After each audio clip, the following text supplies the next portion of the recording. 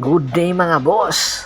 Ayon nga sa isang ulat, mga big time daw na import ang paparating ngayon dahil nga walang height limit ang import sa Commissioner's Cup at ang iba nga dumating na ang mga import. Pero ang iba mayroon na pong kinukonsidera na magiging import, kinakausap pa lang nila. At ito nga ang tropang Giga. Ang kinukonsidera nga po nilang import, hindi pa naman po ito final, pero ito ay NBA veteran na mayroong height na 7'3" at 26 years old. Opo, ito po ay si Bol Bol. Yung anak po ng dating NBA player na Bol din ang apelyido. Nakapaglaro or naka-drop noong 2019, second round pick, 44 overall pick ng Miami Heat. Okay. Noong 2019 ay lumipat po sa Denver Nuggets at hanggang 2022. At noong 2019 din, hindi siya talaga nakapaglaro ng tuluyan sa Denver Nuggets, ay inilipat din sa Windy City Bulls. At noong 2022 to 2023, nakapaglaro sa Orlando Magic. Pagkatapos, lumipat din ng Phoenix Suns noong 2023 hanggang 2025. At sa kasalukuyan po, marami po ang nagsasabi na nag-iinsayo ito doon sa kanila sa American or sa Sudanese, South Sudanese. Ang nationality kasi neto or South Sudan sa kilala natin. Marami ang nagsasabi sa height nitong 6'3" ay marami ang posibleng banggain nito na mga big man ng PBA na hindi makakatapat sa kanya. Isa na nga dito ay si Junmar Fajardo. Ito nga daw po ang pinaghahandaan ngayon ng tropang Giga matapos nga po ng dalawang sunod-sunod na Philippine Cup na natalo sila sa finals ng SMB.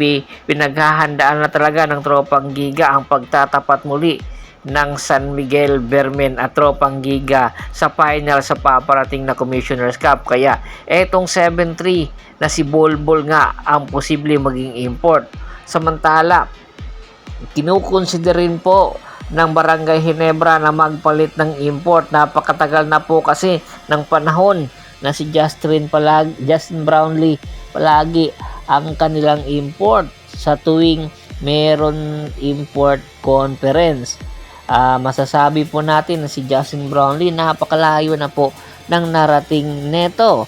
Pero marami rin ang nagsasabi na dapat na rin po ikonsidera ng Barangay Ginebra na magpalit ng import. Hindi na nga po bumabata itong si Justin Brownlee. At ang number 1 nga po na kinukonsidera ng Barangay Ginebra San Miguel at ng itong head coach na si Tim Con ay ang dating import po ng Bay Area Dragons na si Miles Powell.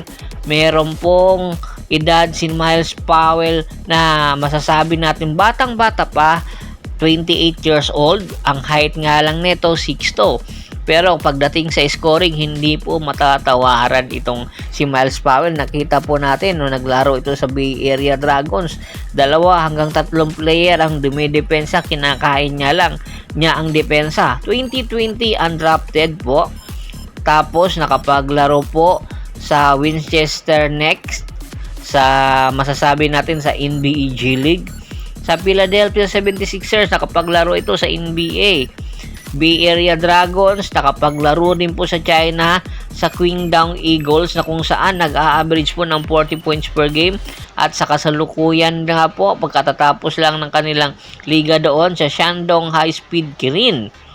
Marami ang nagsasabi kung sakali nga po itong si Miles Powell ang kukunin ng Barangay Ginebra, malaki ang maitutulong po nito dahil sa kakulangan po ng scoring machine ng Barangay Ginebra San Miguel. At sila Japit Aguilar ay hanggang supporting cast na lang po at po pwede po pagdating sa crunch time, itong si Miles Powell ang sasandalan talaga ng Barangay Ginebra kung sakali nga pong kunin talaga at ikonsidera muna ni Team ko na magpahinga si Justin Brownlee paghahanda sa Governor's Cup. Kahit napakaliit lang netong si Miles Powell ay talagang yung kanyang experience sa PBA, madadala niya kukumpara mo po sa ibang mga import na pwede pong dalhin ng iba't ibang koponan sa PBA.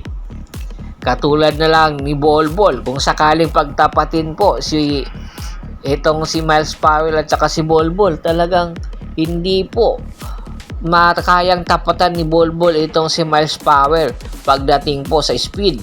Oo, meron siyang height, pero pagdating sa speed at scoring, malayo po ang kanilang diferensya. Kaya inaasahan na ikukonsidera po ito ng Barangay Ginebra San Miguel na magiging import.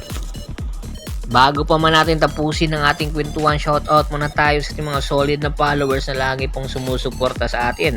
Kay Sareli 4582, Ian Kevin, Anthony Laquialon, Katsakino Dokusin ng Hagonoy Bulacan, Julian Bakod, Ricky Lansa ng Ricky Rider TV ng Tansa Cavite, Buhay Lansangan, at si Alex Buen 3025. Marami pong salamat sa walang sawa niyong pagsuporta. Pagbisita na rin po ng Facebook fanpage ko na Pulgoso at Bostor para po sa mga karagdagan sports balita.